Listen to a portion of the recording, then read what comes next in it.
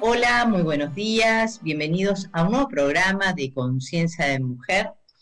Hoy es martes 17 de marzo. Quien les habla, Irene Darañoleta. Yo soy médica ginecóloga, especialista en medicina reproductiva y como todos los martes, les agradezco por estar del otro lado, compartiendo un mate, un cafecito, un desayuno y hablando que nos interesa, de temas que nos interesan. Uno de los temas, porque haciendo referencia a esto de medicina reproductiva que me han pedido, es hablar de estudios genéticos, esto que esta medicina reproductiva que ha avanzado tanto en los últimos años, que nos pueden dar tantos adelantos, pero que todavía sigue pareciendo como ciencia ficción. Y la genética, uy, qué tema tan desconocido, pero qué herramienta clave que puede hacer que una fertilización in vitro, si tiene estos estudios genéticos incluidos, ellos pueden marcar la diferencia de un resultado.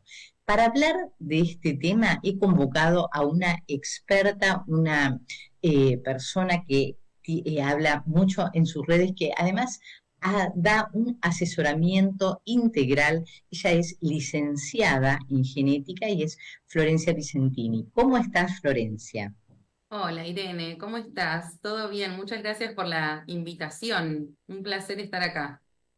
Bueno, vos sabés que las pacientes me preguntan no solo en las consultas, sino también por las redes, porque los contenidos, esto es un programa para ellas de divulgación científica y preguntan mucho sobre los estudios genéticos. Hay mucha información en las redes, pero a veces con info no tan clara, no tan clara, y yo dije, bueno, si queremos darle claridad, si queremos iluminar este tema, voy a convocarla a Flor, que nos cuente un poquitito. El, el tema, bueno, es inmenso de lo que podríamos hablar sobre genética, porque podemos dar un pantallazo de todos los estudios que podemos hacer, pero vamos a sintetizar, hoy vamos a hablar, vamos a enfocarnos sobre el diagnóstico genético preimplantacional, el estudio de ese embrión tan deseado que se quiere lograr. ¿Sí? Vamos a contarles a las pacientes que las que están en un tratamiento de fertilización in vitro saben que a veces para lograr se tiene que estimular los ovarios, ¿sí? Con medicación, recuperar esos óvulos en una punción folicular y esos óvulos se ponen a fertilizar con espermatozoides.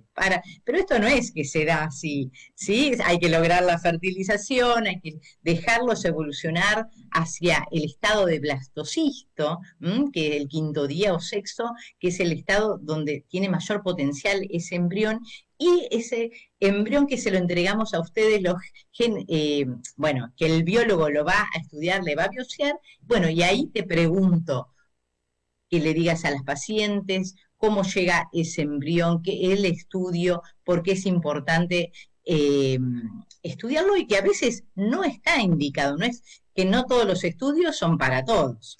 Tal Bueno, cual. todo tuyo. Muy bien, muy bien. Bueno, sí, contarles un poco cómo llegamos a analizar, ¿no? A ese embrión genéticamente, tal cual estabas diciendo, nosotros claramente necesitamos una biopsia de ese embrión, que significa extraer entre 4 y 6 células, que siempre preguntan, ¿no? Si esa biopsia es invasiva. Claramente se considera una técnica invasiva porque estamos tocando, ¿no? Células del embrión, pero es importante saber que el embrión ya en un estadio de blastocisto tiene más de 120 células, entonces en manos expertas y obviamente sabiendo hacer estas biopsias, no debería generarle ningún daño extraer de 4 a 6 células. Y una vez que obtenemos estas células, eso es lo que se manda a analizar al laboratorio de genética, mientras que el embrión queda vitrificado, congelado, digamos, en la clínica de fertilidad, hasta que esperamos esos resultados a ver cómo salieron. Así que ese es el proceso de la biopsia, es más o menos así. Tenemos que tener un embrión en estadio de blastocisto que tenga suficiente calidad como para poder hacerle también esa biopsia embrionaria.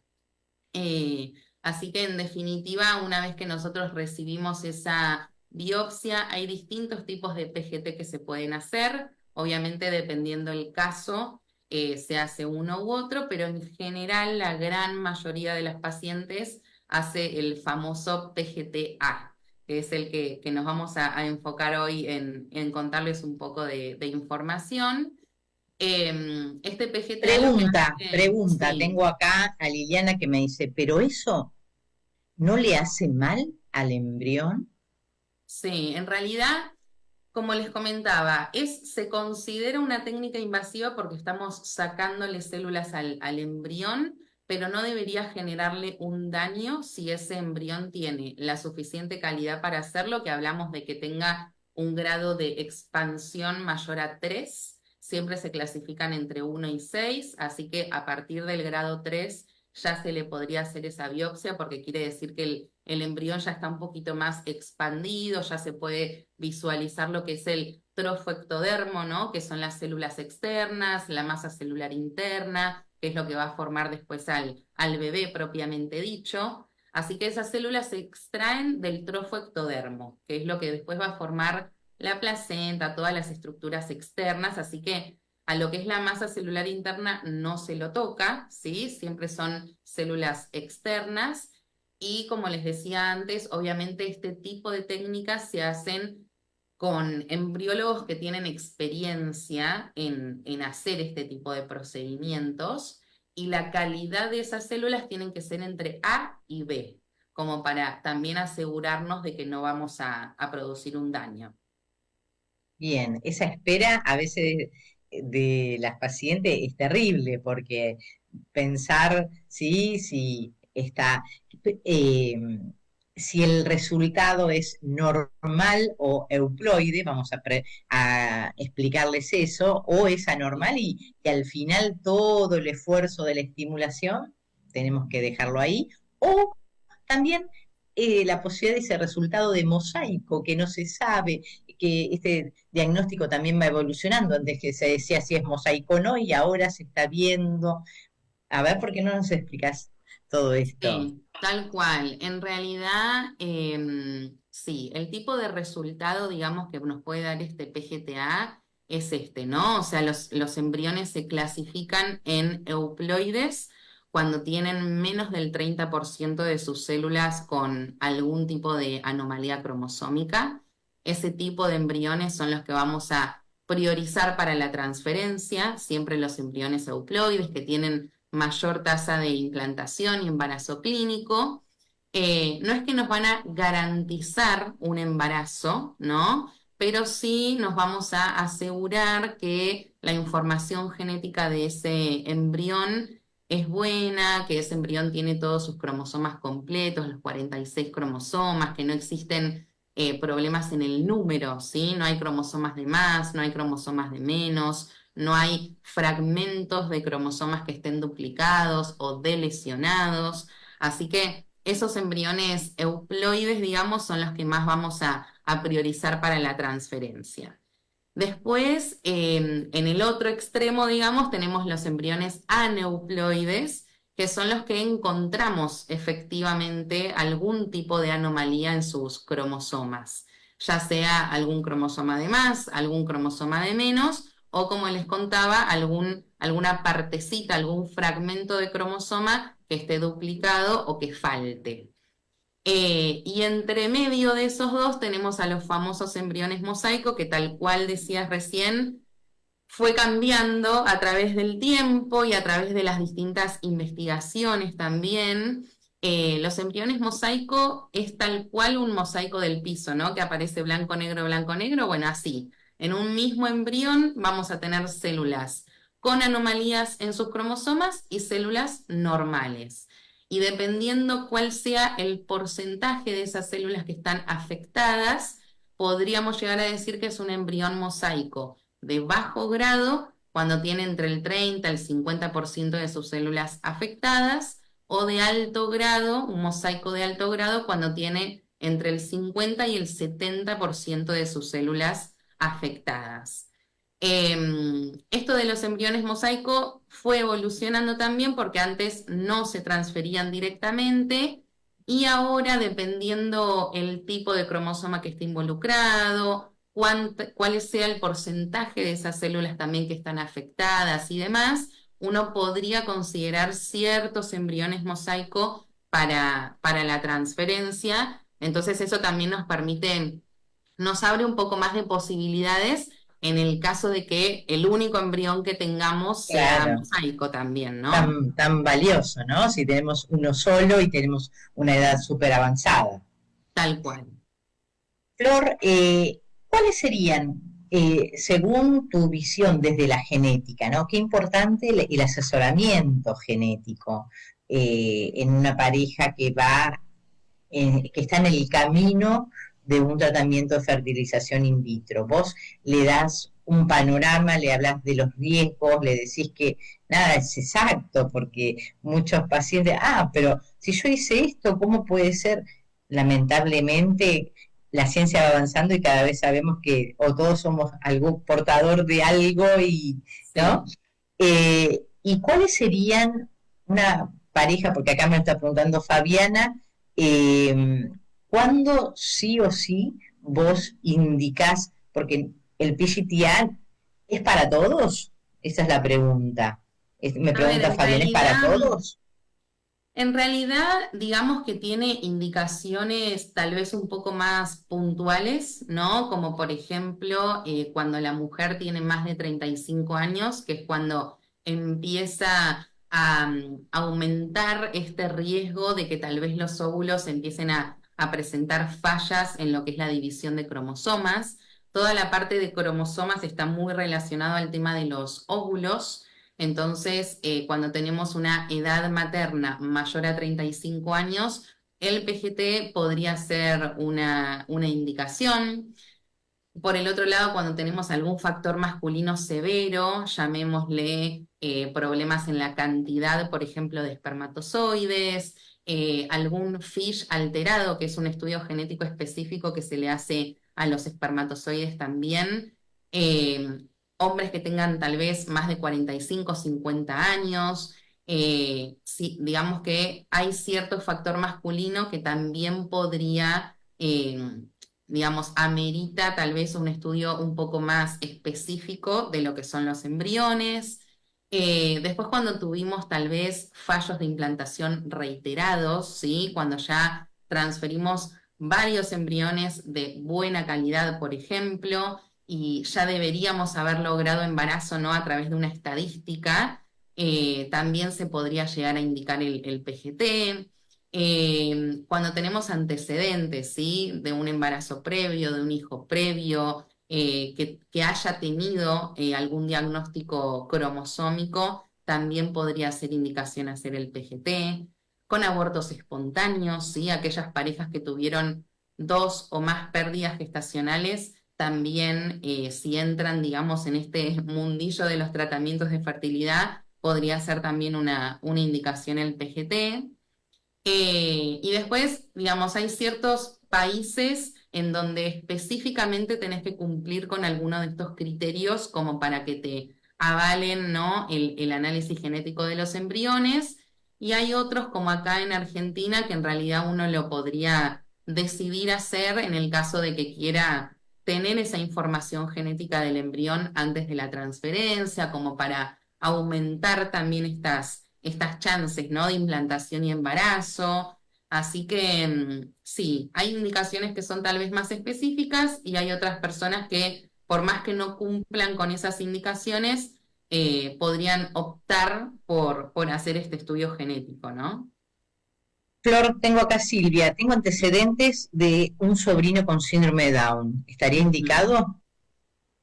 Sí, ahí hay que ver también la historia familiar, ¿no? O sea, los genetistas justamente nos encargamos un poco de esto de averiguar antecedentes, de hacer como una genealogía, ¿no? Hay que ver también ese sobrino, por ejemplo, cuando fue concebido, qué edad tenían esos padres, si fue también por algo de la edad, ¿no? Que pudo haber surgido. digamos que dependiendo cuál sea el caso, podría ser una indicación. Incluso también entra mucho la parte emocional en todo esto, ¿no? O sea, si tenemos ya un familiar, un hijo, alguien cercano con algún tipo de anomalía cromosómica, puede ser que muchas veces también se decida hacer por una cuestión de tranquilidad, de saber, ¿no?, qué tipo de embrión estamos transfiriendo o que por lo menos estamos descartando esas principales anomalías cromosómicas o aquellas que son compatibles con la vida. Así que podría llegar a ser una indicación si es un sobrino, digamos, siempre se habla de familiares de primera línea, De ¿no? O sea, niño. Sí, sí, sí. hijos, padres, hermanos, sobrinos, sería como antecedentes también a tener en cuenta. Una pregunta muy realista, ¿sí? Que siempre nosotros le decimos con respecto a las posibilidades de embarazo, que son a veces dolorosas, las pacientes lo saben, pero a veces sí. Según edad, ¿qué porcentaje de euploidía, de normalidad yo tengo predictivamente, según estadísticamente, ¿no? Pues el otro día un paciente, la pareja me decía, pero ¿qué posibilidades tenemos de que esto funcione? Y Ujú. ahí empieza la estadística según la posibilidad de encontrar un embrión normal con Sí. la edad de la mujer. Eso justamente lo hablamos mucho en lo que son mis asesorías, porque bueno, hay que tener en cuenta un poco, digamos, cuando uno se está enfrentando a un tratamiento de fertilidad y está decidiendo analizar esos embriones genéticamente, hay que tener como muchas cosas en cuenta, por eso mis asesoramientos son más integrales, ¿no? O sea, no te cuento solo del estudio de PGTA, sino que también hay que valorar la reserva ovárica, por ejemplo, ¿no? No es lo mismo enfrentarse a un PGTA a los 40 años con una baja reserva ovárica, en donde tal vez extraemos poca cantidad de folículos en esa punción, tenemos poca cantidad de óvulos maduros. Esos óvulos maduros después tienen que fecundar, esos óvulos fecundados después tienen que llegar a embrión en estadio de blastocisto, hay que hacerle la biopsia y de esos ver cuántos son euploides. Entonces, esas pacientes tienen que entender que tal vez no conseguimos el embrión euploide con un solo tratamiento y tal vez hay que hacer varios, ¿no es cierto? Entonces, el porcentaje más o menos de euploidía, o sea, qué tasa de embriones genéticamente o cromosómicamente normales vamos a encontrar según la edad, tenemos, básicamente se lo divide primero en donantes de óvulos, ¿no? Es como el primer grupo que en general, o sea, las donantes son menores a 33 años, pero la gran mayoría se encuentra en sus 20s, entonces hablamos más o menos de un porcentaje de euploidía del 63-65%, o sea, va a haber más de un 60% de embriones que deberían ser euploides. Después tenemos chicas de menos de 35 años, que estamos hablando de un 60% más o menos de embriones euploides. Entre los 35 y los 37 años, más o menos tenemos un 50% de embriones euploides. Después pasando a los 38, 40 años, baja un poquito más o menos un 40% de embriones euploides. Entre los 41 y los 42, o sea, ya vamos pasando los 40 años y ahí empieza, ¿no?, a verse mucho más esta caída. Estamos hablando de más o menos un 25% de embriones euploides. Y entre los 43 y 45 años estamos hablando de un 20-23% de embriones euploides. Así que por eso hay que tenerlo en cuenta porque es lo que decía antes, ¿no? Muchas veces me preguntan, ¿vale la pena estar haciendo esto? ¿Voy por una ovodonación? ¿No? Ahí, sobre todo a partir de los 40, empiezan un poco esas preguntas porque tal vez uno llega bastante agobiado y cansado a esa Sí, instancia porque ya pasó cansado por varias cosas. claro, emocionalmente. Y la pregunta acá, no, qué bárbaro que está, sí, Carlita, que me dice, pero yo tuve un embrión normal euploide y no quedé embarazada. Por, claro, esto también, ¿no? Tener un embrión criopreservado que te dieron el resultado de euploide lamentablemente no te garantiza el embarazo. Sí, esto es importante también saberlo. Bueno, justo ahora, a principios de abril, voy a dar un taller sobre los fallos de implantación. Yo voy a estar hablando justamente de la parte genética, en donde está bueno saber que un 35% de los embriones euploides pueden no implantar. Y esto hay que saberlo también, porque el PGTA justamente no nos va a garantizar el embarazo, porque en la implantación, digamos, hay que tener en cuenta que pueden actuar diferentes factores, ¿no? O sea, la genética del embrión es súper importante en lo que es la implantación y el desarrollo embrionario, pero después ese embrión tiene que estar en un endometrio, ¿no? Con todo lo que eso implica, factores hormonales, factores hematológicos, la alimentación, o sea, los hábitos, el estrés por el que esté pasando esa paciente. Hay un conjunto de factores que se tendrían que evaluar como para decir, bueno, sobre todo si tenemos un embrión euploide, esto de tratar de maximizar los controles, ¿no? Desde todas las áreas y todos los puntos como para decir, bueno, controlamos todo lo que estaba a nuestro alcance como para maximizar esas chances de embarazo, pero la realidad es que todavía la ciencia no llegó a deducir todo, ¿no? O sea, tenemos más o menos un 20% te diría, de chances o de que la ciencia no llegó a descubrir del todo y en todos los casos qué es lo que está pasando. De hecho, se habla de cuántas transferencias uno debería hacer con embriones euploides como para considerarse justamente un fallo de implantación recurrente, ¿no es cierto? Bueno, vos obviamente lo sabrás mejor que nadie en cuanto a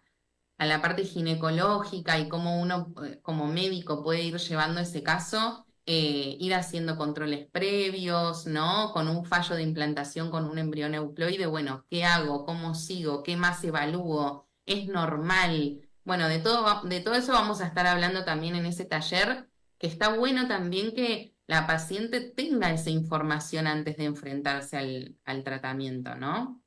Bien. Paloma, me están escribiendo que tenemos, ya se nos acaba, así que ¡Ay, sí, qué rápido! sí. Quiero que me digas cuál sería tu mensaje para las pacientes, que son muchas, que nos están escuchando en este momento ahora, y bueno, que tienen ese miedo para realizar estos estudios genéticos, y cuál es tu mensaje para ellas. Bueno, mi mensaje principal es que se informen, que no tengan miedo de preguntar, que no tengan, que ninguna pregunta en fertilidad es una pregunta tonta, todas son preguntas válidas, la genética sobre todo es un campo bastante desconocido, así que se animen a consultar. Yo creo que la información es el mayor poder que pueden tener dentro de estos tratamientos de fertilidad. Así que esa sería mi mayor recomendación, que se animen a preguntar y a consultar y a tener la información sobre su tratamiento. La información tranquiliza también y puede Tal cual, influir y, claro, un efecto, digamos, sobre el nervio vago y toda la psicoinmunoneuroendocrinología también, ¿sí? tal Bueno, cual. te agradezco muchísimo, Flor, tu tiempo, que hayas compartido tan generosamente tus conocimientos y a ustedes los espero el próximo martes con más conciencia de mujer. Chau.